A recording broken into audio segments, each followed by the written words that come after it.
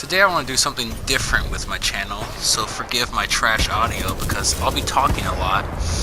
I don't know, consider this my 8 subscriber special. I didn't think I'd make it to 10, so we're doing it at 8. But I've been inspired by the video game essay makers of YouTube, such as Racevic, Joseph Anderson, Luke Stevenson, H-Bomber Guy if he's in a video game mood, and a few others, and I'll link them in the description because I think they're great. But I recently found myself chasing after a platinum trophy on the PS4 because I get in these completionist moods from time to time, and I want to get my money's worth out of the games I play. But it was a tedious chore, and it made me stop and ask myself, why am I doing this? Why am I continuing to play the game if it's not fun? To quote the great Reggie from Nintendo, the game is fun. If it's not fun, what's the point? I had to revisit why I play games in the first place. Because I've played a lot of games that I did not enjoy, and I've given hours of my life to things I hated. You know, I spent time on 76 because I'm a sucker for the IP, but I hated it. And recently I played Dying Light and I didn't enjoy it, and yet I beat it and gave some time to the DLC also. You know, it's easy for me to be pressured into giving some hours of my life by others because they think I haven't given the game a fair chance, and I don't really want to do that anymore. And so today, as a way to rethink why we play video games, I want to talk about Titanfall 2.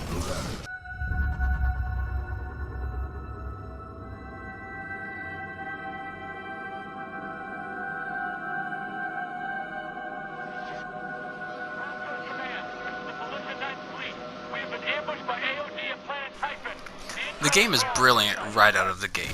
It starts off with this intro cinematic about the role of pilots and how their impact in battle is so great it could probably cure cancer.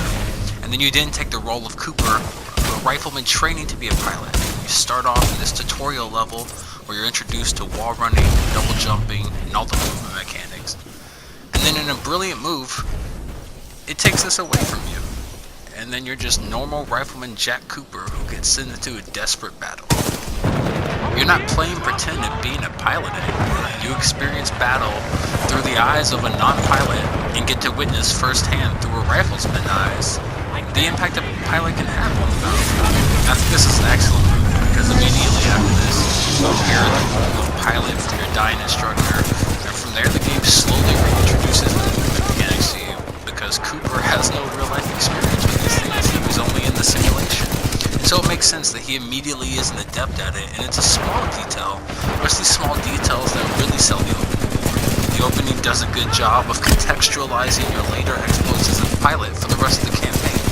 Because for the rest of the campaign, everyone is always commenting on how you're a pilot. Your presence boosts morale instantly, and the intro sets this up for us brilliantly, because we get wrecked by an enemy pilot, and then saved by Lastimosa, and we see how defenseless the riflemen really are. Because this game criticizes, or is criticized, about its AI and how terrible it is all the time. But it's because, compared to the pilots, the riflemen are just useless guys who are totally defenseless. And I think that's why I love the intro so much, because it's brilliant, and it just sets us up for the rest of the story. That's pretty much all I have to say about the story. Because besides building a relationship with their newly inherited Titan BT, the story is a cliche one. And it's very well done, but it's still cliche. You're part of a rebellion in a war against an evil space empire that possesses a giant weapon capable of destroying planets, and your mission becomes to take it out. It's a very Star Wars-esque story, and even Star Wars is running that scenario giant. But the cliche is pretty inoffensive because the gameplay is great. Titanfall 2's level design is some of the most confident and impressive level design that exists in the industry. And so, it's kind of what I want to focus on. Immediately after the first 2 introductory levels that get your feet wet with the game, it immediately starts to demonstrate its creative game design. The next level past Blood and Rust is called Into the Abyss, and it takes place in a subterranean manufacturing plant where you become separated from BT. And what it is that's being manufactured isn't immediately made clear, but your goal is to follow the assembly line with the hopes of reuniting with BT and escaping the facility. Which makes for some extremely engaging gameplay as you wall run across the level, where the platforms move with you and can suddenly become vertical, for example, making for quick wall runs to stay alive. And where you see some parts go on one track while your belt goes on another, making it difficult to predict your path. Keeping an eye out for hazards and trying to understand where you are and what it is that IMC has been assembling here as the mystery unfolds before your very eyes. To an area stocked with prefabricated structures. We are not. The level design up to this point in the level had already shown itself to be engaging and fun to play, but then the level does something unexpected. As the mystery of what's being manufactured unfolds, the whole level turns itself sideways, which is awesome. You go from these moving platforms and wall runs while avoiding hazards to, well, now you have to do a bunch of single wall runs up a now sideways vertical level in the structures that you've seen manufactured the whole time. You see them all come together, and now it's your time to navigate them. And then once you navigate them and you make it to the top of this jungle gym of a level, you feel like there's nothing else the level has to offer you.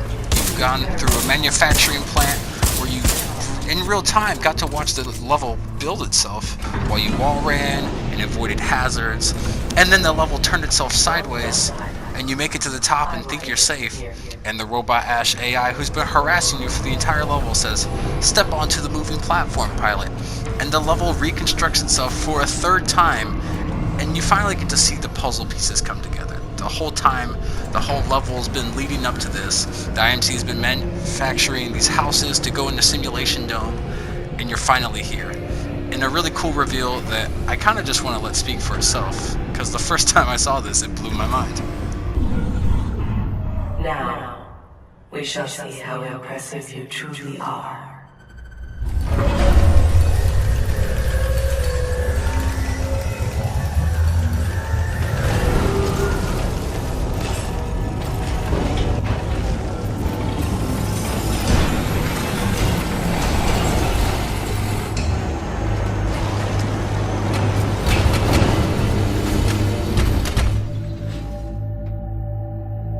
Delivering militia test subjects.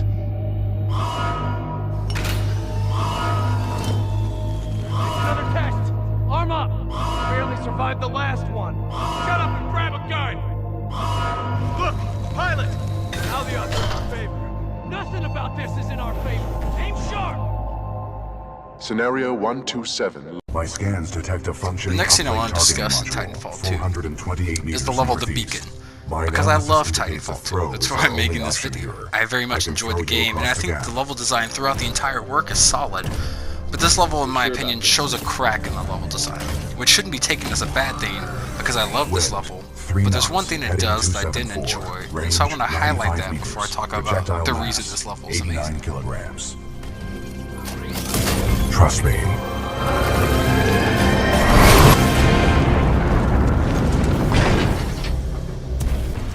After the awesome scene of being thrown by BT, we're given rooftops to platform across, where we have to stop and move cranes to create our path, and in other cases use the arc tool to knock doors down to create our path. And this is the part of the level I don't like, because I think stopping to move the cranes, in some ways move multiple cranes at a time, it conflicts with the level's pacing. And I know they wanted us to build our own path and feel like we were carving our way through this level with the arc tool and by moving the cranes. But later in the level, we have to do the exact same thing, in a much faster way that doesn't make us stop and slow down to do it. And so I feel like it's really awkward to have to stop and move the cranes, because we already have these parts where we're using the arc tool to knock doors down, and then we have this next part where you just use the arc tool at 1,000,000 miles an hour, and it's fantastic. Now this is an absolute nitpick, because the whole level is awesome, and I really do enjoy it. But I think the feeling of free-flowing, platform building, create your own path kind of movement was realized in the level, but also hindered by the way the level was put together. And so it's my only real complaint about the game, because if I gush about the game too hard and give it the perfect 10 out of 10, well, I'm not going to be an honest reviewer, or whatever you want to call this. So I figured I'd highlight something. And now for the level literally everyone has discussed, affecting cause. In the level, you retrieve from a dead pilot a device that connects the present time to the past time, and you have to navigate both timelines to avoid hazards and enemies. Other reviewers have gone into much better detail about all the nuances of this level and how the mechanic is introduced and why it's all fantastic.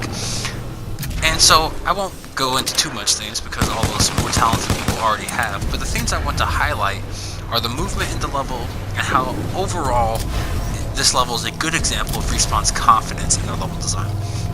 The movement in this level is fantastic, but also not special. It's all the normal platforming the game has offered up until this point, but with the gimmick of traveling back and forth between the present and past, it makes all the movement feel fresh and fun, and the need to swap timelines gives the level an illusion of speed that's really enjoyable. It's not really any faster or really any different, and yet the level feels amazing every time I play it. I mean, just look at this. It's a really great level to play. BT. But then, at the end of the level, they get rid of the time travel. You get this amazing sequence where you run through pause time and get to move through this disaster as it's happened to go examine the Ark. And then after this level, time travel's gone. And I think it's a good example of the confidence Respawn shows in this level design. All of their gimmicks are one and done. The Arc tool, it was there for a level. The time travel, it's there for a level. Moving platforms were only there for one level because they're confident in their level design and they don't feel the need to keep it on there in order to sell the game. It wasn't a selling point in the advertising even.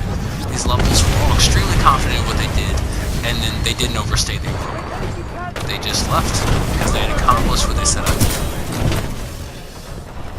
That's all I really wanted to discuss for the campaign. I know this video has been rough around the edges as I'm just starting to experiment with content of this variety, and I'm currently trying to learn to edit on my PS4, which is a slight nightmare. But I wanted to be able to talk about something I love as I move forward and cast off my obligation to spend time playing things that aren't good. It's my love letter to the video essayist of YouTube because I spent most of my time on the platform watching them or watching speedruns. And so in a way I wanted to contribute to the genre because it's niche. And I hope I can continue to contribute even if my whole 8 subscribers, no one ever sees what comes next.